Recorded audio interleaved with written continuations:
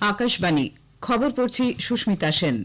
বিশেষ বিশেষ খবর হলো, ইংল্যান্ডকে হারিয়ে ভারত টি-20 ক্রিকেট বিশ্বকাপের ফাইনালে। নিট ইউজির প্রশ্ন ফাঁস নিয়ে তদন্তে নেমে সিবিআই এই প্রথম পাটনা থেকে দুজনকে গ্রেপ্তার করেছে। কেন্দ্রীয় স্তরের নানা পরীক্ষায় দুর্নীতি ঠেকাতে এবং স্বচ্ছতা বজায় রাখতে সরকার আইন প্রণয়ন করেছে বলে রাষ্ট্রপতি জানিয়েছেন। হিন্দি ভাষার প্রচার ও প্রসারে ভারত রাষ্ট্রসংঘকে 11,60,000 কোটি ডলার দিয়েছে। ভারতের অ্যাথলিট কিরণ পাহাল প্যারিস অলিম্পিকে মেয়েদের 400 মিটার ইভেন্টে অংশগ্রহণের যোগ্যতা মান অর্জন করেছেন। আসছি বিস্তারিত খবরে। ভারত টি-20 ক্রিকেট বিশ্বকাপের ফাইনালে উঠেছে। গায়ানার প্রভিডেন্স স্টেডিয়ামে গতকাল দ্বিতীয় সেমিফাইনাল ম্যাচে ভারত 68 রানে ইংল্যান্ডকে হারিয়ে 10 বছর পর টি-20 বিশ্বকাপের ফাইনালে উঠল। ইংল্যান্ড টসে জিতে ভারতকে ব্যাট করতে পাঠায়। ভারত নির্ধারিত 20 ওভারে 7 উইকেটে 171 রান করে। অধিনায়ক রোহিত শর্মা 57, সূর্যকুমার যাদব 47, হার্দিক পান্ডিয়া 23 রান করেন। ক্রিস জর্ডান 3টি, রিস টপলে, জোফরা আর্চার, স্যাম কারেন ও আদিল রশিদ 1টি করে উইকেট নেন। জবাবে ব্যাট করতে নেমে ইংল্যান্ড 16 ওভার 4 বলে 103 রানে অল আউট হয়ে যায়। হ্যারি ব্রুক 25, অধিনায়ক জস বাটলার 23, জোফরা আর্চার 21 রান করেন। অক্ষর প্যাটেল, কুলদীপ যাদব 3টি করে উইকেট নেন। জশপ্রীত বুমরা নেন 2টি উইকেট। 4 ওভারে 23 রান দিয়ে 3 উইকেট নিয়ে অক্ষর প্যাটেল ম্যাচের সেরা হয়েছেন। ভারত আগামীকাল বিশ্বকাপের ফাইনালে দক্ষিণ আফ্রিকার মুখোমুখি হবে।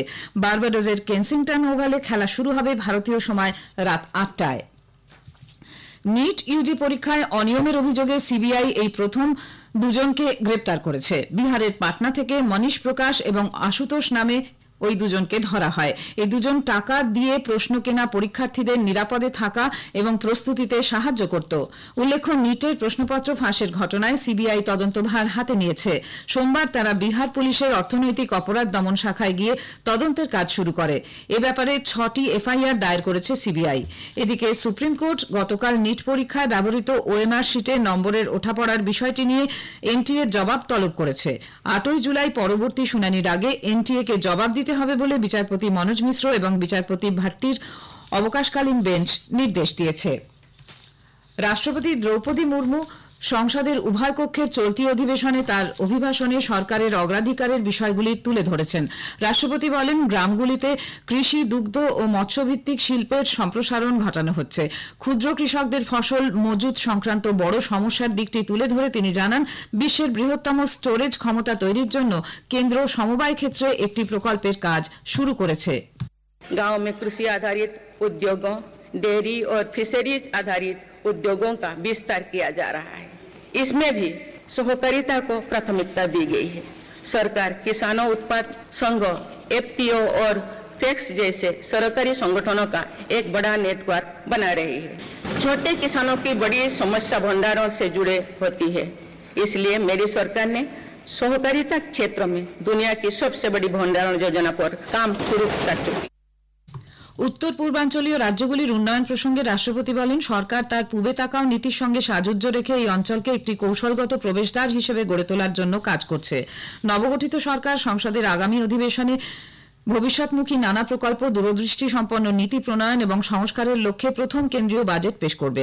রাষ্ট্রপতি বলেন, গত 10 বছরে দেশ 11তম স্থান থেকে 5ম বৃহত্তম অর্থনীতির দেশ হিসেবে উঠে এসেছে এবং 3য় বৃহত্তম অর্থনীতি হয়ে ওঠার লক্ষ্যে এগোচ্ছে। आज भारत अकेले ही दुनिया की ग्रोथ में 15% का योगदान दे रही है। अब मेरी सरकार भारत को विश्व की 3रे नंबर की इकोनॉमी बनाने में जुटी हुई है। इस लक्ष्य की प्राप्ति विकसित भारत की नींव को भी मजबूत करने में ही काम करेगी। मेरी सरकार अर्थव्यवस्था के 3 स्तंभ मैन्युफैक्चरिंग, सर्विसेज और एग्रीकल्चर को बराबर महत्व दे रही है। आज आईटी से लेकर टूरिज्म तक, हेल्थ से लेकर वेलनेस तक हर सेक्टर में भारत लीडर बन रहा है। সাম্প্রতিক ডাক্তারিতে প্রবেশিকা পরীক্ষা নিটের প্রশ্নপত্র ফাঁস প্রসঙ্গে রাষ্ট্রপতি বলেছেন, এর সঙ্গে যুক্ত প্রত্যেককে শাস্তি দেওয়া হবে এবং যথাযথ তদন্ত চলবে। সরকার পরীক্ষার সঙ্গে যুক্ত ঊর্ধ্বতন কর্তৃপক্ষের কাজকর্ম সংস্কারের দিকটি বিবেচনা করছে। কেন্দ্রীয় স্তরে নানা পরীক্ষায় দুর্নীতি ঠেকাতে ও স্বচ্ছতা বজায় রাখতে সরকার আইন প্রণয়ন করেছে বলেও তিনি জানান।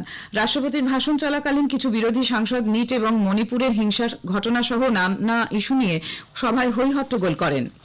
প্রধানমন্ত্রী নরেন্দ্র মোদী রাষ্ট্রপতি দ্রৌপদী মুর্মুর অভিভাষণকে আগামী দিনে বিকাশের রূপরেখা এবং সুপ্রশাসনের দলিল হিসেবে উল্লেখ করেছেন। এক্স হ্যান্ডেলে এক বার্তায় শ্রী মোদী বলেন, ভারতের সর্বক্ষেত্রে বিকাশ এবং সম্ভাবনা তার ভাষণে উঠে এসেছে। তার বক্তব্যে এমন কিছু চ্যালেঞ্জের উল্লেখ ছিল যা দেশের জনগণ বিভিন্নভাবে লড়াই করে তাকে পার করে এসেছে। এদিকে বিরোধীরা রাষ্ট্রপতি মুর্মুর অভিভাষণের সমালোচনা করেছে। কংগ্রেস সভাপতি মল্লিকার্জুন খাড়গে বলেন, রাষ্ট্রপতি যেসব সাফল্যের কথা তার ভাষণে উল্লেখ করেছেন 2024-এর লোকসভা নির্বাচনে দেশের মানুষ ইতোমধ্যে তা খারিজ করে দিয়েছে। সংসদের বাইরে কংগ্রেস সাংসদ তারিক আনোয়ার বলেন, রাষ্ট্রপতির বক্তব্যে দারিদ্র্য, মুদ্রাস্ফীতি এবং বেকারত্ব সহ দেশের প্রকৃত ইস্যুগুলির উপর আলোকপাত করা হয়নি।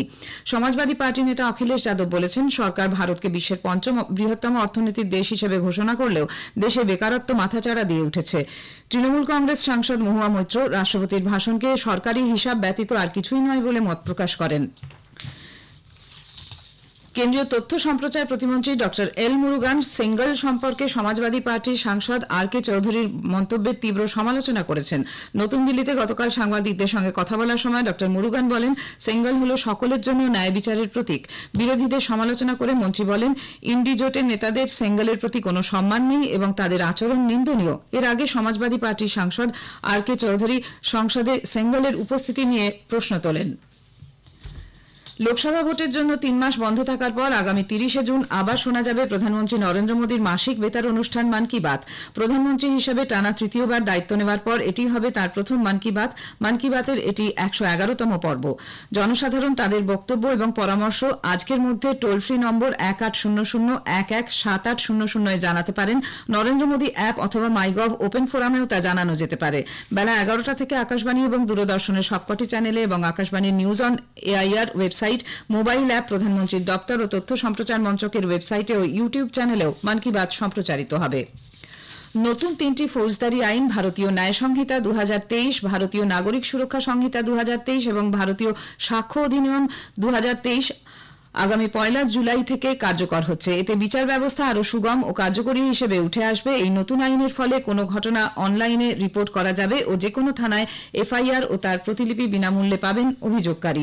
কাগজের ব্যবহার যথাসম্ভব কমানোর উপর জোর দিয়ে বলা হয়েছে, ইলেকট্রনিক মাধ্যমে সমন পাঠানো যাবে। সব পক্ষের মধ্যে যোগাযোগকে প্রাধান্য দেওয়া হয়েছে নতুন ফৌজদারি আইনে। খবর শুনছেন আকাশবাণী থেকে। হিন্দি ভাষার প্রচার ও প্রসারে ভারত রাষ্ট্রসংঘকে $11,60,000 কোটি দিয়েছে। বিশ্ব সংস্থার ভারতের স্থায়ী মিশনের চার্জ দ্য অ্যাফেয়ার্সের আর রবীন্দ্রন গতকাল রাষ্ট্রসংঘের গ্লোবাল কমিউনিকেশনস বিভাগের নিউজ ও মিডিয়া ডিভিশনের ডিরেক্টর ইয়ান ফিলিপসের হাতে এই চেক তুলে দেন। ভারতীয় মিশন জানিয়েছে, রাষ্ট্রসংঘের নিয়মিত এবং শান্তিরক্ষা বাজেটে যে হিসেব করা হয় তার অতিরিক্ত বিশেষ এই অর্থ সাহায্যের লক্ষ্য হিন্দি ভাষাকে গ্লোবাল কমিউনিকেশনস বিভাগের সংবাদ এবং মাল্টিমিডিয়া কন্টেন্টকে মূল ধারায় নিয়ে আসা। বেআইনি অর্থ পাচার প্রতিরোধ বিষয়ক রাঁচির বিশেষ আদালত ঝাড়খণ্ডের প্রাক্তন মুখ্যমন্ত্রী হেমন্ত সোরেনের বিচার বিভাগীয় হেফাজতের মেয়াদ 14 দিন বাড়িয়ে দিয়েছে। জমি কেলেঙ্কারির মাধ্যমে অর্থ পাচারের অভিযোগে হেমন্ত সোরেন বর্তমানে রাঁচির বিরসা মুন্ডা সেন্ট্রাল জেলে রয়েছেন। হেমন্ত সোরেন সহ আরও 11 জন অভিযুক্তকে গতকাল ভিডিও কনফারেন্সিং এর মাধ্যমে বিশেষ আদালতে পেশ করা হয়। এই মামলায় আগামী 11 জুলাই আবার শুনানি। অতি ক্ষুদ্র, ক্ষুদ্র এবং মাঝারি শিল্পোদ্যোগ দপ্তরের কেন্দ্রীয় মন্ত্রী জিতন রাম মাঞ্ঝি নতুন দিল্লিতে বিশ্ব এমএসএমই দিবসে গতকাল 2টি নতুন প্রকল্পের সূচনা করেছেন। এমএসএমই টিম ইনিশিয়েটিভের লক্ষ্য ডিজিটাল বাণিজ্যের জন্য ওপেন নেটওয়ার্কে 5 লক্ষ অতি ক্ষুদ্র ও ক্ষুদ্র উদ্যোগকে সুবিধা প্রদান। ইতোমধ্যে যশস্বিনী প্রচারাভিযানে গুরুত্ব দেওয়া হচ্ছে মহিলা মালিকানাধীন অতি ক্ষুদ্র উদ্যোগগুলির প্রাতিষ্ঠানিক স্বীকৃতির জন্য জনসচেতনতা তৈরি এবং প্রয়োজনীয় সাহায্য সহযোগিতা দানের ওপর। উদ্যমী ভারত অনুষ্ঠানে ভাষণ দিতে গিয়ে শ্রী মাঞ্ঝি বিশেষ করে গ্রামাঞ্চলে এবং প্রত্যন্ত এলাকায় অন্তর্ভুক্তিমূলক এবং লক্ষ্য অভিমুখী প্রয়াসের গুরুত্বের উপর জোর দেওয়ার কথা বলেন। কেরালায় ভারী বৃষ্টিতে রাজ্য জুড়ে ব্যাপক ক্ষয়ক্ষতির খবর মিলেছে। বহু জায়গা জলমগ্ন হয়েছে এবং নষ্ট হয়েছে হেক্টরের পর হেক্টর জমির ফসল। পাথানামাথিট্টা, ইদুক্কি, ওয়ায়নাড, থিরুবনন্তপুরম এবং অন্যান্য জায়গায় ত্রাণ শিবির খোলা হয়েছে। আবহাওয়া দপ্তর ওয়েনার, কন্নুর এবং কাসারগড় জেলায় বৃষ্টির কমলা সতর্কতা জারি করেছে। ভারতের ট্র্যাক অ্যাথলিট কিরণ পাহাল আগামী মাসে প্যারিস অলিম্পিক্সে মেয়েদের 400 মিটার ইভেন্টে অংশগ্রহণের যোগ্যতামান অর্জন করেছেন। হরিয়ানার 24 বছর বয়সী অ্যাথলিট কিরণ পাঞ্চকুলায় গতকাল জাতীয় আন্তঃরাজ্য সিনিয়র অ্যাথলেটিক্স চ্যাম্পিয়নশিপের সেমিফাইনালে 50.92 সেকেন্ড সময় নেন। হিমা দাসের পর কিরণ পাহাল মহিলাদের এই ইভেন্টে ভারতের দ্বিতীয় দ্রুততম রানার। মহিলাদের 400 মিটার ইভেন্টের ফাইনাল আজ। শেষ করার আগে খবরের বিশেষ কিছু অংশ আরেকবার। ইংল্যান্ডকে হারিয়ে ভারত টি-20 ক্রিকেট বিশ্বকাপের ফাইনালে। নিট ইউজির প্রশ্ন ফাঁস নিয়ে তদন্তে নেমে সিবিআই এই প্রথম পাটনা থেকে দুজনকে গ্রেপ্তার করেছে। খবর এখনকার মতো এ পর্যন্ত।